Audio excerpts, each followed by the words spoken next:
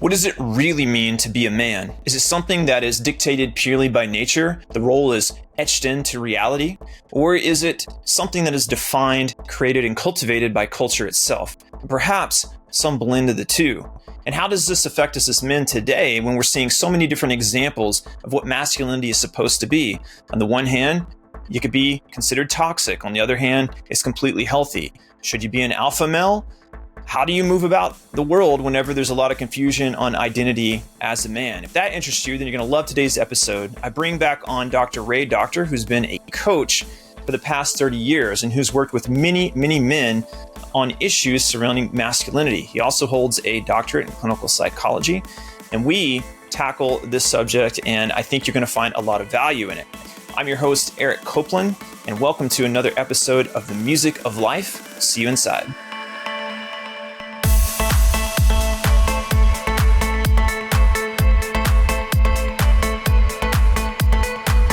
So today we were talking off camera, and you and I talk a lot, and the topic of what does it really mean to be a man, like really, versus societal expectations and programmings.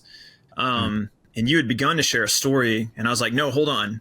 I want you to tell that to the audience because it was very, very compelling. So I'm going to throw the ball to you, and I want you to share that story because if you're a man out there, and honestly anyone, there's a lot of powerful lessons in this. And I was just in a way triggered like hearing it, but in a good way. So go ahead and share that, Dr. Ray. So there's a fellow coach, a man I met who is in one of my men's group, and he is paralyzed from the legs down. And he was celebrating his 48th birthday. And he mentioned on his post that he'd become paralyzed when he turned 24. Prior to then, he was snowboarding and, say, living like a regular life, like most capable human beings, having all their parts working. But after him becoming paralyzed, he had to deal with a lot of challenges. And I'm just getting to know him. But I also know that he's done a lot of deep inner work. And I asked him some questions out of curiosity to be sensitive, but also just to see where he was at and see what would come out of it, because I'm very interested in getting to know him, but also to see how it aligned with my beliefs also, being a man and what I had written in my book. And such as I said, do you get triggered when you see people dancing or walking on the beach, to them mentioning their hardship in life when they're not able to, say, get someplace or do something when you, the person I was talking to, literally cannot walk right now? And he said, no, I have dissolved a lot of those beliefs of what it means to be worthy, to be a man. And it even led to the conversation around where he said, I'm impotent. And, of course, he said, trust me, if I can penetrate my woman, if I could be the way I was once before, absolutely, I would want to. But I really don't have a choice, and nor is it healthy for me to keep thinking that way because I can't. So he's had to surrender all those thoughts and those beliefs that used to define him of what it means to be a man. And here he's having to literally deal with what most people would see as literal limitations. And yet he has risen above this. So he's not depressed. So he does have a companion. He's coaching, he's contributing. He's an amazing human being I'm getting to know.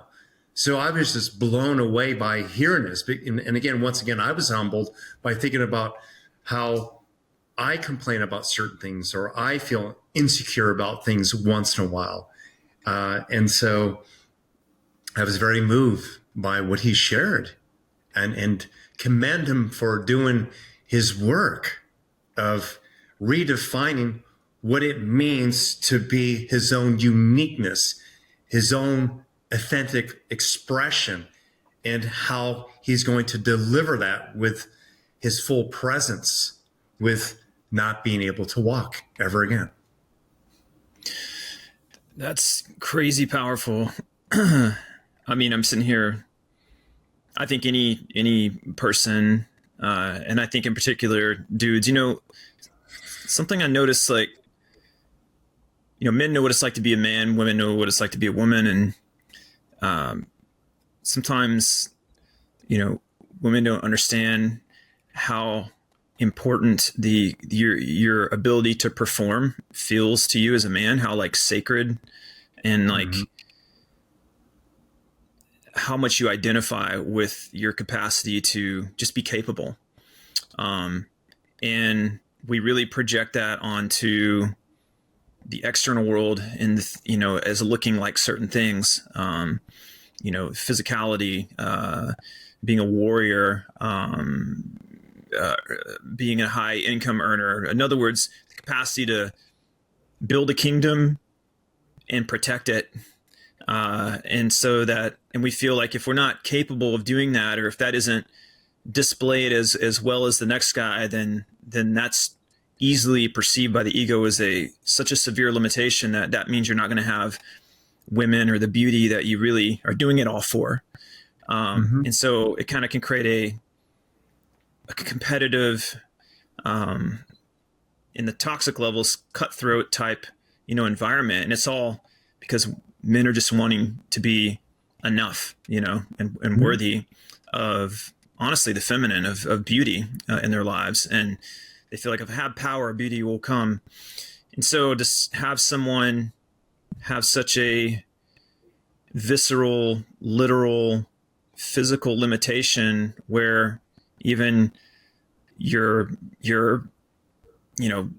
sexuality is physically limited like that, and to be able to transcend that, like, that's a whole different type of warrior, Absolutely. Particularly at being that young, a 20-year-old, and life is still beginning for you. Absolutely. And it's equivalent to what women experience, where if they're a little bit heavier, or they're flat chested, or they don't have a round butt, to whatever else is projected onto them. Things are changing. However, with women, it's still this idea of trying to match up to this beauty, this expectation, to even make men happy still, or something like that, within like cultures where it's a little bit, like, I would say, outdated. With men, it's this emphasis still, in a way, like that 1950s attitude of where you're the protector and provider. You're the one who would fight. You're the one who would show your balls. And so I can only imagine if I were not able to achieve an erection, or feel I can take my woman and say, plow her and give her extreme enjoyment.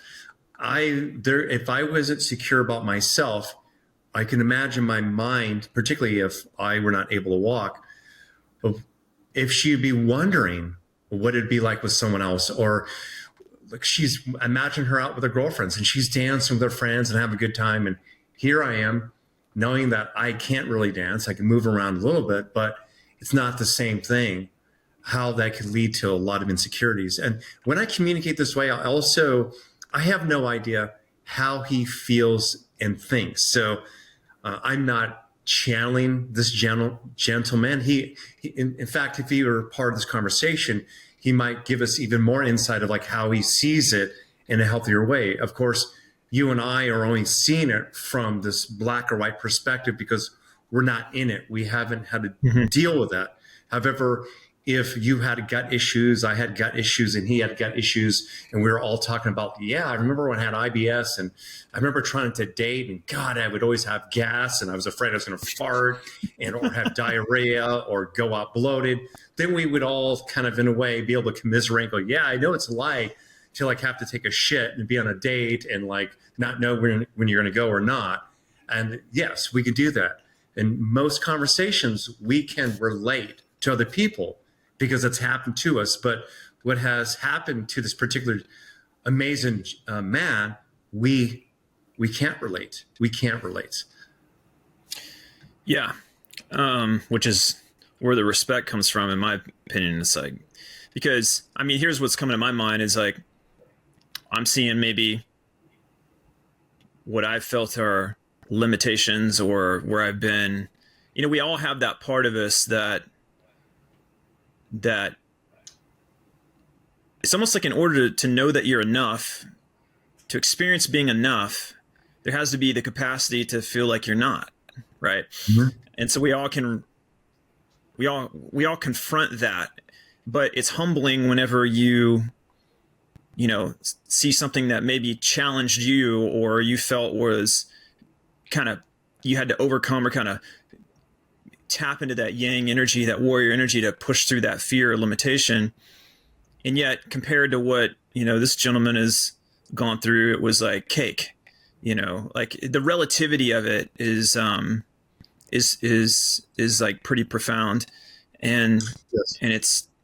and yet at the same time, it's like, there's a part of it that there's a grace and a deep, like, sense of encouragement in it. And I think that's why he's in a great position to be a coach, because, he's been through an intense hero's journey, and still is, I'm sure, that, like, I'm sure he's probably the first guy to tell you to drop your, excuses and be your true self, Absolutely. I mean, he did say this. He said, there's one thing I do miss. And he said, because for me, it was my ultimate expression of freedom. He said, snowboarding. He says, there's nothing like the wind going through your hair and challenging yourself.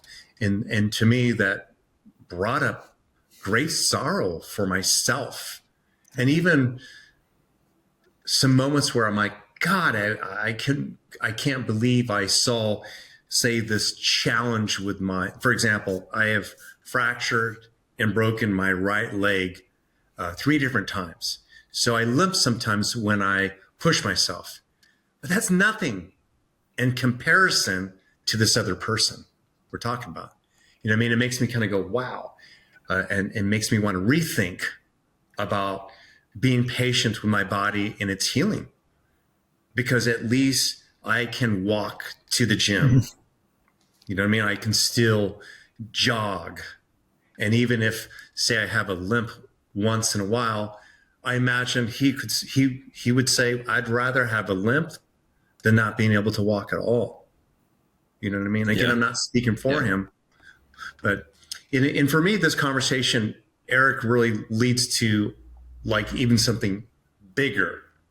And this might feel like a digression, but think about all the children out there, and teenagers and young adults, who are having identity issues, and they have, like, working parts. They have working genitals. Like, God created them to be perfect as they are. And yet they're saying, I reject this. I reject my femininity or my masculinity, or I'm not as attractive as this social media influencer. I didn't receive as many likes as so-and-so. They must be better than me.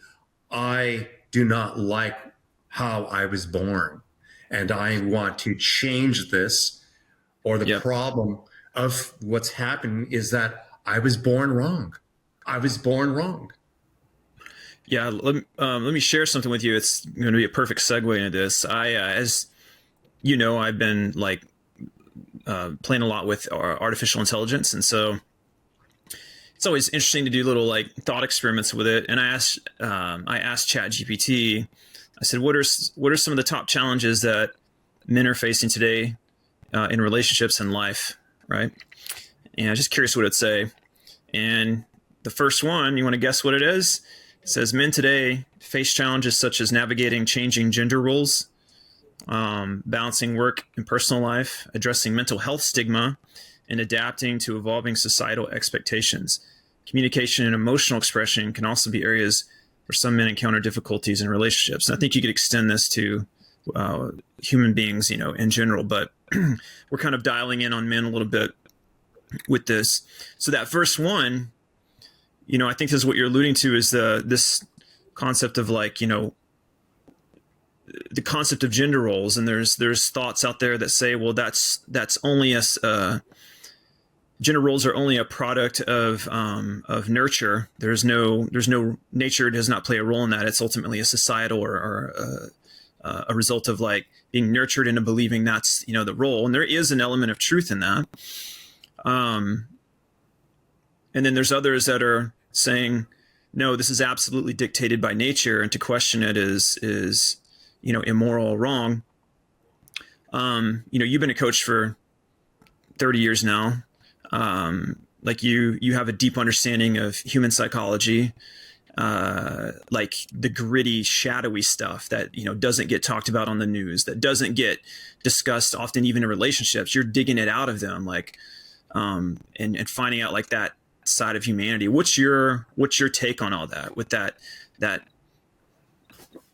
Well, I'm going to respond to what you shared a couple minutes ago about what you read from Chat GPT, and then respond to the direct question. So first off, it's the whole idea that a man is trying to navigate with their role, for me, is very confusing if they know themselves, if they recognize who they are, based off of a philosophy that serves them in a healthy way, such as they might see that they're here with some type of purpose to contribute, regardless if they're masculine or feminine, or they recognize that they have a great talent or gift of doing something really well that helps out others,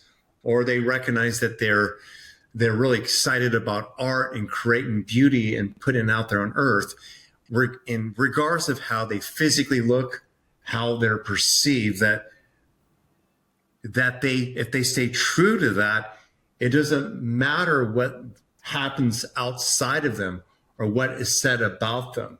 So it's interesting for me to hear this story and what's happening, as if men are trying to find what, say, line to stand in. They're like trying to figure out like what is the right path for them to give them a better sense of self and worthiness. But here's something that I think you'll agree with, and it's this: if every human being was experiencing some type of reciprocity, some equity in relationships, such as, let's just say it's a boy who's 12, 16, or 22, okay? I mean, of course, we can call him a young adult as he gets older. Same 12, 16, 22. More than likely, he's going to want to have some companionship in touch with another human being, whether it's a male or female.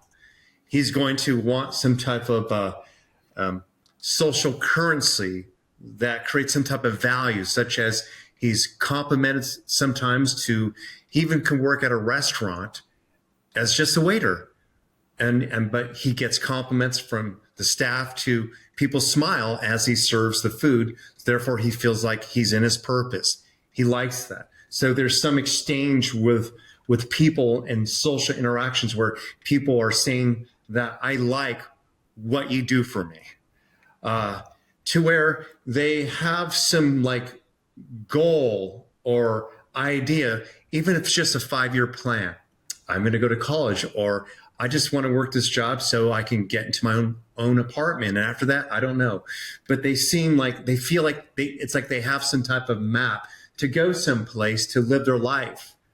And another one would be this, is that they've created life philosophies around death, religion, and sexuality that works for them and is out of the shadows and more into the light for them, that they wouldn't have these issues of whether or not they should be more like a woman or a man, or that their pronouns would make them feel better. It would be where it wouldn't be an issue, because they would be getting these rich experiences in which they think they're deprived from because of how they look, because they're not more like a certain way, or they're not standing in the right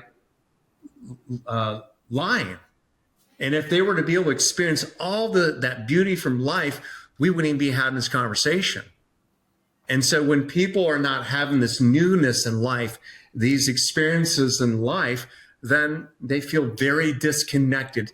And so disconnected that where very young, they can end up dying. In fact, my son's uncle, who's 33 years old, he died last Wednesday.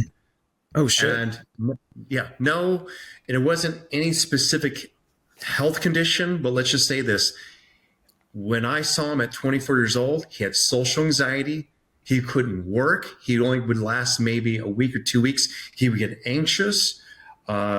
He drank a lot of soda pop, a lot of sugar, smoked a lot of weed. He stayed indoors. He was very cut off, probably was watching porn on the internet, to just feeling very disconnected, couldn't do anything, to where he ended up with some health challenges, and he died last week. And after that, his sister, who's a mother of my child, we spoke about that, and she's talked about how miserable he was, how unhappy he was. And he had all his physical working parts. He had access to most of the same resources as everyone has, say, in the West. Mm-hmm. And yet he went into this dark, gloomy cave, which I was talking about, where if a person feels disconnected, this is what can happen. And now what we've created on this planet, or the West, is that maybe it's because you're not happy with your gender, or you're not happy with this. Gotcha. Maybe you should be something else. No differently than the 90s, when kids were showing up a little bit restless, to having difficulty focusing and so forth. All suddenly in the 90s, everyone's child had ADD or ADHD. Of course, gotcha. Someone's making profit from this also. I'm not going down the conspiracy path, but it's more like you mentioned, how much of it's nature and nurture. So they go hand in hand in our current climate. And it's where human beings are truly lonely. People are truly having this experience. And sure, they can learn the tools to get themselves out of it, but then they're being bombarded by social media, the news, the drug companies, and other narratives of saying that this is your path to maybe feeling better about yourself. And it's your identity. It's because you're a man. Or so you're not a man, or not enough of a man, or a healthy man, or a master man. So let me attempt to echo back and condense this down into like a simple principle. And then you tell me if this is on point. And you said the words in your last sentence there, and it was not enough. So basically, any human being has the experience of fearing not being capable or enough, which is really a sense of your sense of power or capacity or capabilities in life. That could be in any particular area, relationships, social. So when someone's experiencing anxiety, it's a fear of the future, which is really feeling that they're not up for the future. They're not big enough, or they're not enough for the challenge. Something in them needs to be different. And so the need, if you're looking at the irreducible need, is to feel like I'm enough, which is a valid need. Okay. Mm-hmm. The problem, it sounds like what you're saying, the problem is not in that someone needs to feel that they're enough. It's the strategies they're choosing, which actually are coming from programming society to meet those needs. Whereas one time that strategy might have been, teenage angst in the 90s as expressed, in its ways.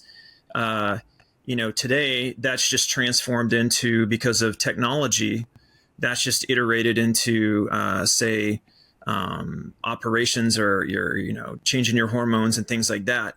And it's not like and it's not like, or correct me if I'm wrong, but it's not like that it's God's going to punish you because you changed your sex, right? Which is like kind of what the religious right wants to go really far down that road, or shame on you. It's just that what you're saying is, as a mental health professional, someone who's been doing this for 30 years, is that if your first role should be able to realize that you are enough despite your external circumstances. Yes. And Yes. until you achieve that, you need to be cautious of making decisions of trying to feel like you're enough, because that's a deception. That is a hole that you'll never be able to fill up, because you haven't resolved the ultimate issue. So, I've learned even through meditation. Thanks. Example. I did steroids because I didn't feel big enough, or that I had enough muscles at one point in my life, in my early 20s. Even though I looked better probably than many males my age, I was looking at other guys who were jacked up. And some of these guys were talking to hot girls at the gym.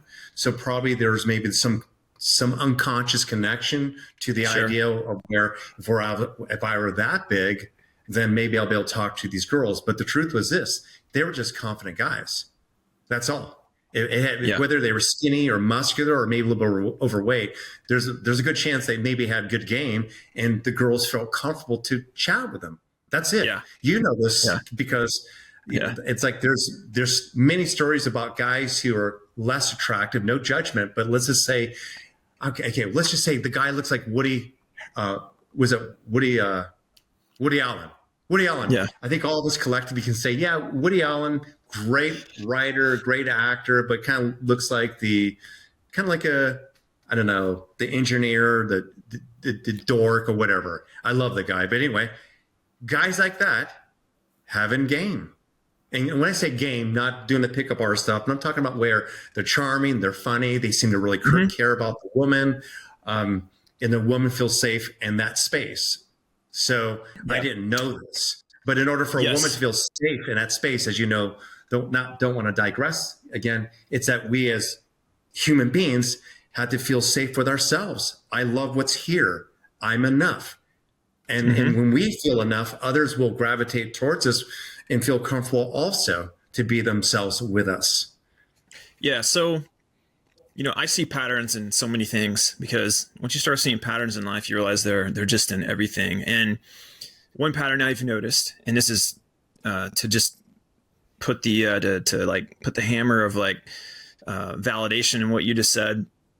For me, when I was going through my years of learning, because I did go through learning game, wasn't so much the pickup-y stuff, but I was learning more on an inner growth kind of a thing. And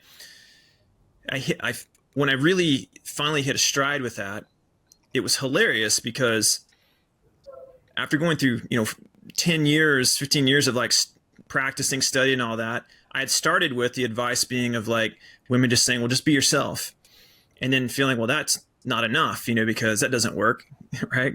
And then getting to a point where you hit your stride and you have this epiphany, you're like, oh, this is working because I'm just actually being myself. And you realize what that meant is integrating parts of you that you were ashamed of, or that you had fear around, and integrating that, embodying that, and choosing to act against that fear. In other words, confronting tension, because what masculine energy does is it confronts a risk or tension or challenge, and that is just as much an internal process as it is an external. In fact, I would argue that the internal is more important, or must come first, because that's what creates the external reflection anyway. So in real world terms, I see a beautiful woman that I want to talk to. There's a feeling I get in my body of not being enough, or of just tension, of anxiousness, because what if I go up there and it doesn't work or whatever? And as you rehearse doing it, even though you're afraid, with maybe a little bit of technical know-how, maybe you at least learn an opener or two, a little bit of skill, Mhm. As you step into that tension, you start to become comfortable with it, and then you get enough positive results on it that you start to see that the illusion is the illusion that you're dealing with was that you thought that you weren't enough. It's that tension that is actually like an Yes. illusion.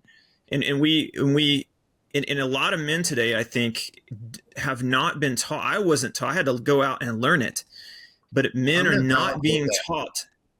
Men are Yes. not being taught that stepping into that tension is going to liberate them from their anxiety. It's going to liberate them from their fears. They have to confront that shit.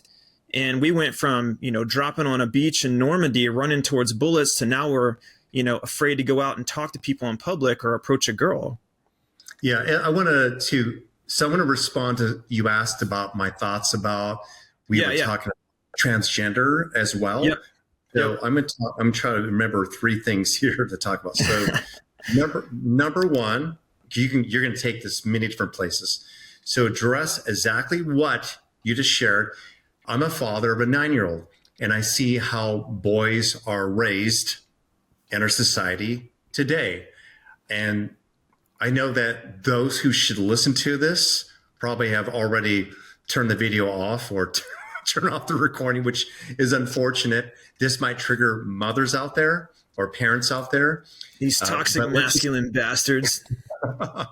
Well, it's that from the positive parenting movement that started in the 80s.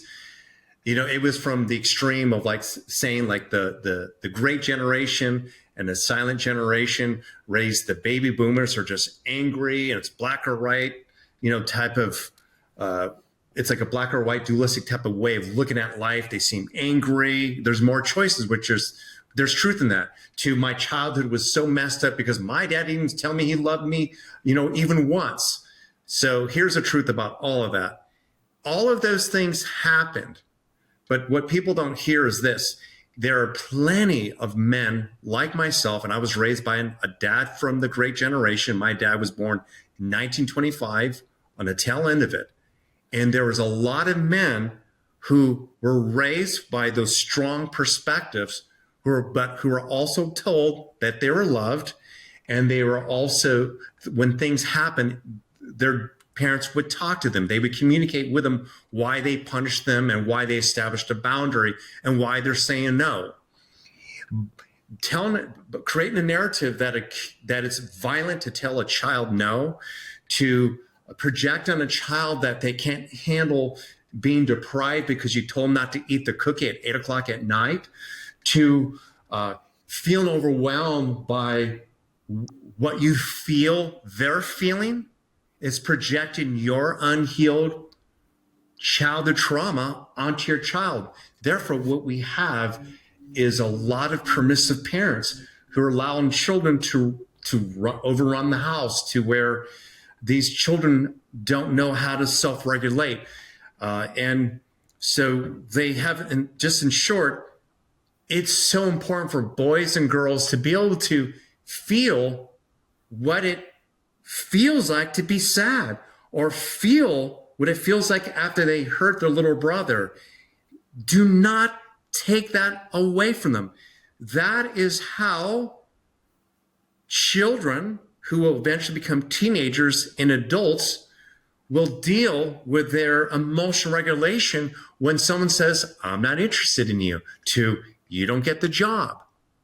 We are robbing children from being able to experience emotions, which we are all equipped with, to develop empathy and compassion, self-regulation skills, and to be able to be in a healthy adult relationship. So I want to speak to that, what you just shared, to validate that. And Yep. as far as my clinical experience, when I worked at the Glendale Memorial Hospital in the pre-op, and that is where I was working with men who were about to transition. And these men were between 24 years old and around 35 years old. And many of them had issues with drug and alcohols as well, to basically help them move through their psychological prisons. more than 80% of them were actually gay. Many of them were what we considered more feminine men, gay men, or what Okay. you'd say in a relationship, more of the feminine character. And they had never really come to terms to understanding that and accepting that from love.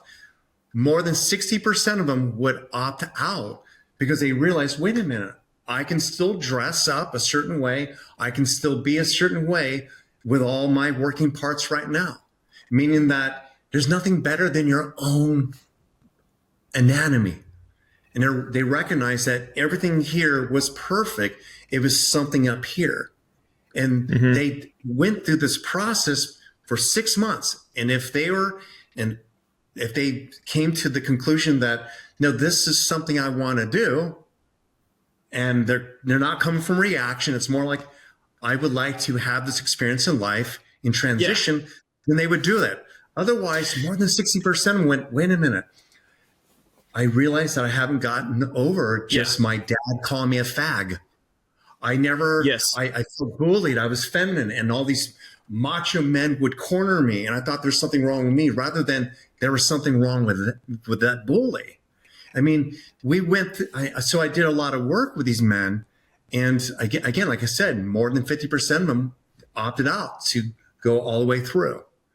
So I think that's an amazing point, because for anyone watching, by the way, sorry to interrupt you, to tie this in to what that I shared about the whole like permissive parenting and how these kids can't learn how to deal with their emotions. If they were able to guide these children with their own unique sense of self and teaching these children to not go out, but go within, as they would get older and maybe discover like that they're different sexually, they have different ways of expressing themselves, then it wouldn't be a transition to become a transgender. It would be more of an awakening of their true authentic self. They would love themselves. And whether they wear a dress one day and pants the next day, they would become from a place of empowerment, however way they want to express it. Yeah, I just want to shine light on the point you're making, and that is, this is not about judgment. In fact, it's about removing it. And what you're saying is that you remove judgments from yourself. You got to find that place of self-love. And then if you make a decision, if it's truly from that place, it's no one's place to judge it. It's no one's place to judge it anyway. And I think, I have a very diplomatic mind, and I often see both sides of an argument, and sometimes that's frustrating for people because it's easier to just take a side and draw a battle line.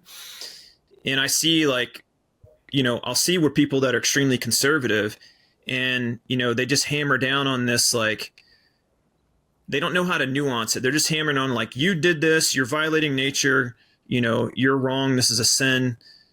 And they're basically saying, shame on you, shame on you, which is already the thing the person might be dealing with that led to them making this decision to try to rebel against that shame anyway.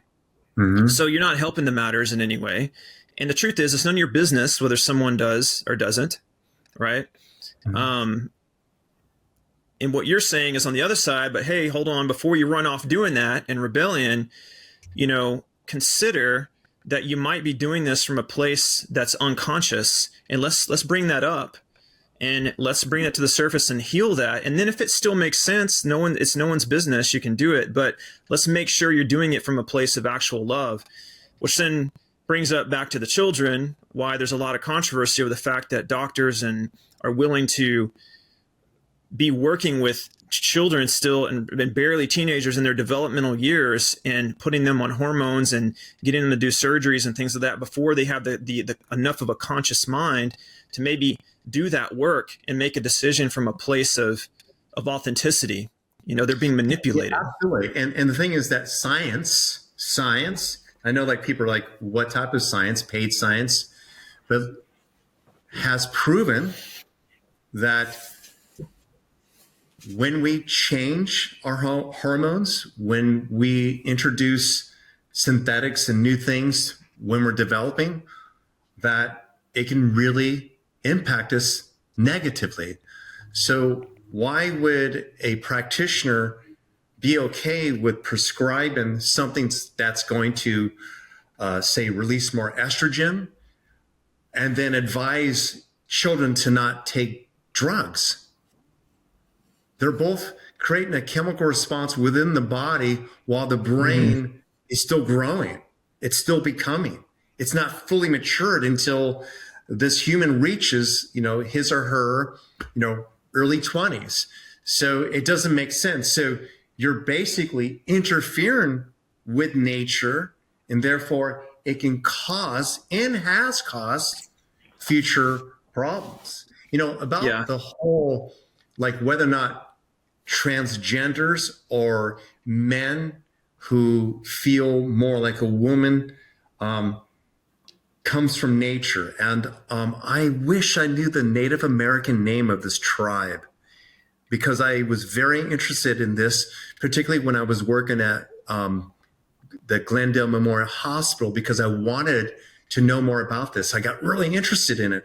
And there is this Native American tribe where there was these men who were like transgenders, who were considered like the shamans, the most like highly revered of the tribe. And they were men who dressed more in a feminine way. They were the counselors, and they considered them having like two souls, a man and a woman. And they were the ones who were revered as was having such great power, because they were neutral. They could see things from a broader perspective. They were more balanced in their masculinity and femininity, which makes you kind of go, wait a minute, maybe we're supposed to be more androgynous. Maybe that's the go-to, and remaining as a man or woman, but being more androgynous, being more in flow with our expression, rather than rigid and macho and calculated in the masculine, or to the extreme shadow feminine, always in emotions, always processing and feeling like a victim and feeling like life is conspiring against you, which I see that's the narrative of a lot of these men who are like trying to change this to feel better in their hearts. So what's interesting about this too is that the Spanish killed off most of them. Like they were hiding them, meaning that they saw it as the Catholics saw it as being, unholy, whatever it was. So they went into like hiding, but they pretty much killed them off, these particular transgenders. So this is something that's been going on for a while. So there's definitely a prejudice and a misunderstanding about it. So there are, but it's a low percentage, meaning that I believe that there are people who like, a woman might like a woman, a man might like a man. I know that there's men who are a little bit more feminine.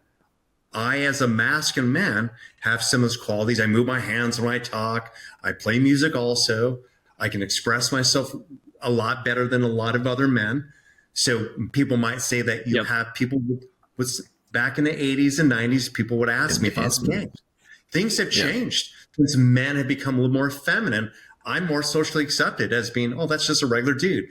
20, 30 years ago, I was asked. My sexuality was questioned. Are you gay? Because you don't talk about football. You talk to women very easily. You express your emotions. So I feel it's more that we want to move our entire society to balance both men and women. Yeah, that's interesting about the Native Americans. I never heard that. And of course, they didn't have, a surgical transformation or even hormonal. But just to kind of zoom out and get a little bit esoteric a little bit, is I think it's important for a person to understand that there's physiology, and then you have the yin and the yang of life, right? The masculine and the feminine as kind of two polarities or energies that are really all one thing, but we experience them as a polarity. And in other words, like to really simplify it, there's a part of you as a human that's a warrior, It's going to take a risk, do something new, up for the adventure, Male or take female? on the challenge. And correct. I'm saying it's just an energy in whether you're a woman, man, or woman. You can see women kick ass in business, and that warrior energy is how you build self-esteem in your physical body, because it has you step up and confront the perceived limitation or the boundary condition you have put on yourself, and get the new job or start the business or whatever it is, right? And then you have your oracle, and the oracle is that feminine energy, or that yin, and that's when you let everything go. You let go of agenda. You let go of needing to achieve an outcome, and that's where you find healing and revelation and inspiration and higher guidance, where you tap into intuition. And a man or a woman has the capacity to delve into those. It just hormonally and physiologically, if we're looking at a bell curve, most women are going to be naturally attuned with in more of that yin as a baseline. It doesn't mean they can't be a warrior, but it's something they might learn to tap into, but they might just default to more of that yin, and even be kind of lacking in the warrior, and need to learn to develop it. And men often can be the opposite, where they're tapped into the warrior, but they lack the oracle. In other words, without the woman, they're kind of lost. They need that that ethical guidance, and without that, they end up becoming very destructive, or really out of tune with nature, and building societies or things that are creating pollution and distortion or entropy in the world. So energies exist in all humans. So some people, I've always been kind of a diplomat, down the middle, objective person, and I enjoy exploring both of those aspects of myself. I think you're very similar. So I can, like I said, dance and be have fun, or and be silly, and I'm masculine enough to act gay if I want to, whatever that is. I don't care. You know what I mean? And then it's also feels good to get shit done. To take a risk, to do something like that. It's like someone wants to explore. By the way, there's gonna be someone who just said, what does acting gay mean? I'm just thinking about happy. That. I mean it literally. Happy. Okay. Like the word actually means. Yeah. All right. Yeah, it's interesting. People are looking for something to offend them. So I every time we do these shares, I kind of things I've just seen it on my social media, where it's like people, rather than looking for something in here, even if it's just say 70% of stuff that you like to connect to, the person will focus on the 30% of the things that irritated them. So you never have say the perfect right thing for every individual. What's interesting about Maybe this I'm not too is naive. Yeah. I said the Spanish, I said Spaniards. Anyway, prior to 20 minutes ago, but you racist, get their name right. So what I read about these people, these men who are transgender, or who had two souls. God, I wish I don't want to pull up my phone and look for it right now, but was that when the men, the masculine, or you might call the warrior, would go out to battle, they felt safer with those men, with the women, because they were strong and muscular. They're actually physically stronger than the women. And everyone openly would admit to that, because of the bone density or whatever else. So they were revered in a very positive way by both the men and women. It was the Navajo, Ray. ChatGPT says it was the Navajo. But anyway. Anyway, the name of that tribe. But there's a specific, but you're probably right. But what was it? What do they call them? What do they call them? That's what the name I was trying to ask. There's a specific name for this transgender man. But anyway. Oh, the Nodleehi, or Two Spirits. It's Nadleehi. Nad Okay. Lehigh. Nad Lehigh. Something. Okay. So it's interesting Just in about like case how someone wanted to know. so Yeah. we went from talking about the man who can no longer walk to this conversation, which is interesting that we went there. And the reason why for me it's important to talk about this is here you have one man who is saying that I can't walk anymore. And yet, what society has projected onto me, I've had to dissolve. I've had to step into what could be perceived as limitations to become who I want to be anyway. So I feel attractive about myself, and therefore maybe others are attracted to me as well. So I could pay my bills still and live my life. And then you have other males who are basically saying that what I have right now isn't working, isn't enough, and how do I change this by lining up to this other thing that should maybe get me to a place of confidence or feeling better or get into a relationship. And so for me, the reason why this is just so important to recognize is that what if we dropped those narratives of what it means to be a man? What if we dropped those narratives of what the ideal man is? What if we drop the idea of what's the best or the healthiest masculine man, and we step back and ask the question, what does it mean to be you? What does it mean to be truly you? What does it mean to be truly present to what you feel? And how would you start to think about yourself differently if you recognize I am having this negative thought and this might not be truth? I am feeling bad about what I'm seeing or what I'm hearing, but that's me taking it through my filters and interpreting it in a negative way as if it's conspiring against me or there's something wrong with me. It's so important for us to recognize that while there's a lot of people doing men and women's work, and it's still in that direction of patriarchy or trying to escape where we were. It's a lot of blame. It's still polarizing.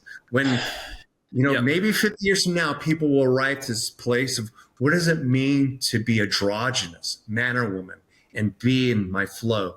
What would it mean? What does it mean to be the ultimate, empowered human being?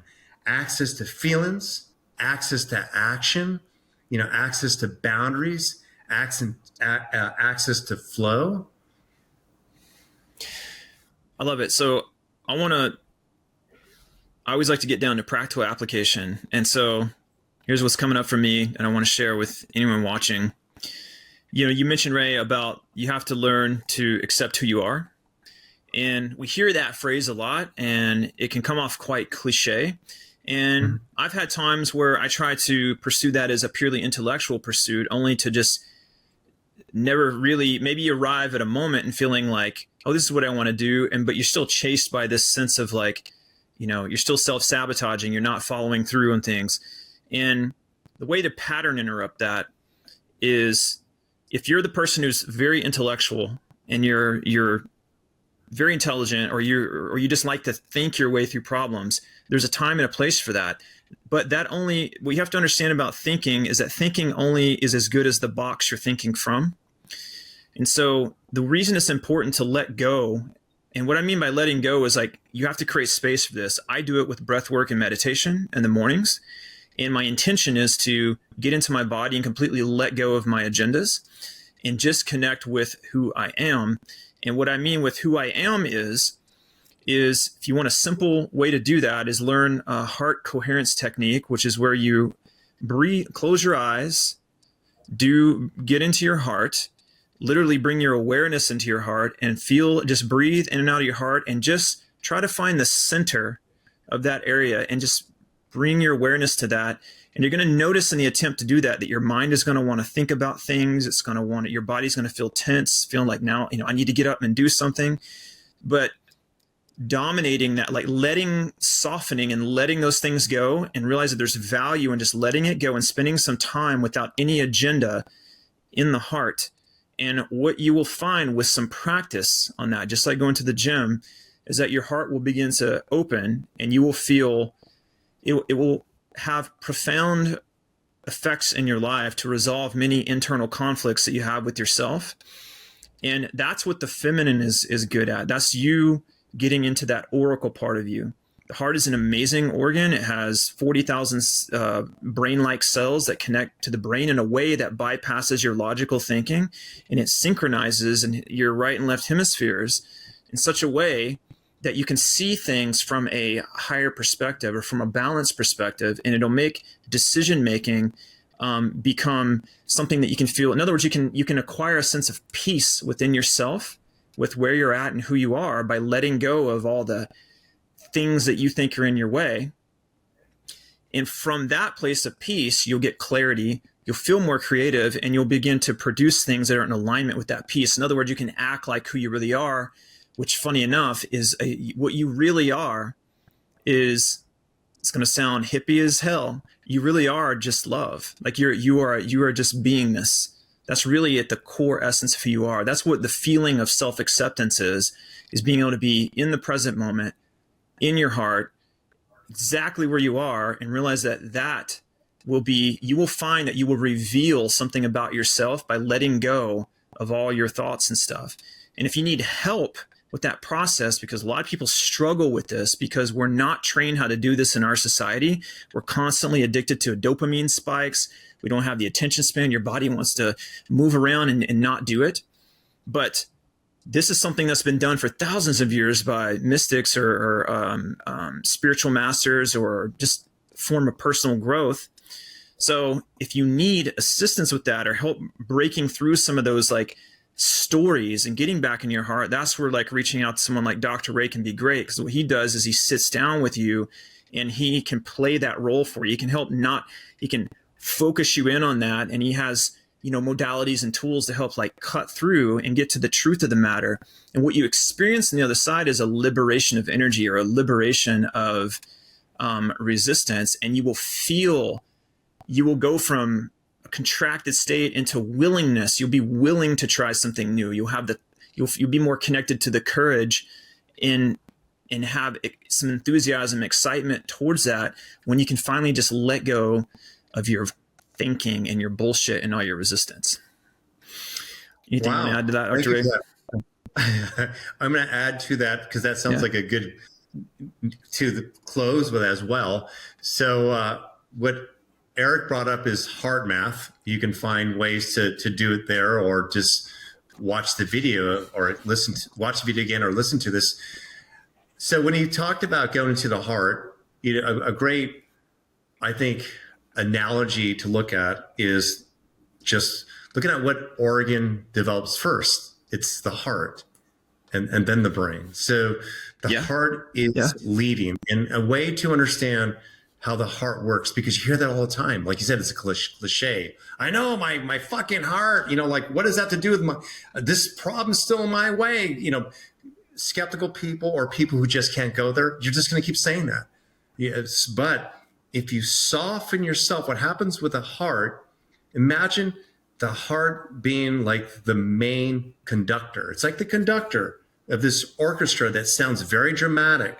It's playing all these different tones and tempos that feels like chaos. But when you connect to the heart, it starts to calm down the nervous system. And if it's harder for you to even know what that looks like or feels like, you can even imagine your baby smiling and laughing, your dog licking your face, or something, even drinking a nice coffee or tea. Anything that brings you joy is going to activate your heart, and that will loosen up the cells in which are creating like a negative third dimensional reality of, I got to fix this now. It's urgent. I'm going to die. There's something wrong with me. The heart is a direct access to the nervous system, so you can unwind and move into that space that Eric was talking about, and you can see much more. And it's simple as this. Almost all of us have experienced this, where someone sends us a text message and we're like, what's wrong with that jerk? Or why is she saying this? And then you don't respond, you take a nap, or you just wait a little bit. Then you look at it and you read it differently. Did she write it differently? Did he write it differently? Is the text really different? No, you're different. Your consciousness changed. You're more relaxed. You're more open, and you're more receptive to perceiving it a different way, no differently than you will if you do what Eric is saying here, is that you'll perceive relationships a different way. You'll perceive people maybe in a more positive way. And more importantly, you'll perceive yourself in a more loving way so you can love yourself as you are. Yeah, but the thing I want to iterate is it requires a willingness to let go. And it's in a weird way, it's not something you do, it's something you undo. It's the opposite of what you're normally doing. We're doing in life to achieve something, and that's okay. That's the masculine. But stepping to a stage of undoing and just letting go, it's a process of revealing. You don't need to create love. You don't need to, it's like literally sitting there waiting for you, and you have to pierce that and let go of all that story, let go of your resistance, let go of the anger you have for people. And you're going to feel, and it's like, it's okay to feel those things, but just keep bringing your awareness back to center of the heart. And at first it might be letting go. And then you'll notice if you can catch a little feel of that sense of maybe some gratitude or a joy, and if a memory helps you, like Ray's talking about, to evoke that, you can kind of, like if you ever blown on a coal, to give it more like heat so it can light a fire. That's what you can do with your heart. And being able to have that is a life skill, by the way. If you can have that as a life skill, you'll give you confidence in life because you know that you can transcend any situation. And as much as none of us want to get crippled and paralyzed, the truth is it's so fucking powerful that is, and I guarantee you, if we had your friend in here talking, like, that's where he finds that healing. The fact that he can even transcend that level of a limitation, right? In fact, that's why we love to hear people's transformational stories, because we want to believe that transcending a limitation is possible. And stories remind us that it is, right? So with that, I think we can wrap up. If someone wants to reach out to you, Dr. Ray, for like a breakthrough session or something, how might they do that? Well, I imagine there'll be some link below, but my website is www.raydoktor.com. And I find myself more and more when I'm asked this question, I'm thinking, what will I say or be in the future for this to be a link that will last forever? It's the unknown, but you can always find videos and my name online that will find some direction or link to the current me. Well, you use your name, which I did for my site too, so assume you'll have that one for the duration. Yeah. That's a good URL. Yeah. All right, Dr. A. Well, as usual, man, I appreciate you jumping on today. I think it turned into a very good conversation. If anyone who was somewhat offended at any point managed to stick around this far, I just want to say that I love you, and it's okay to have differences. And, the truth in life is that we have way more in common. Despite whatever surface differences are, I don't care who you are, there's way more in common than there is different. And it's important to just remember that. So you have the right to be who you are, where you are, and doing what you are in life. It's not my business to say otherwise. And all we're trying to do is just share things that have worked for us, and helping to connect to, greater self-esteem, and just making sure that we make decisions from a place of true self-love, and not that we're not borrowing the ideas and stories of other people, because that can lead us down paths that just make us literally not feel like ourselves, because it wasn't really our idea. So appreciate it, Dr. A. You're welcome. Thanks for having me. All right. Later, guys.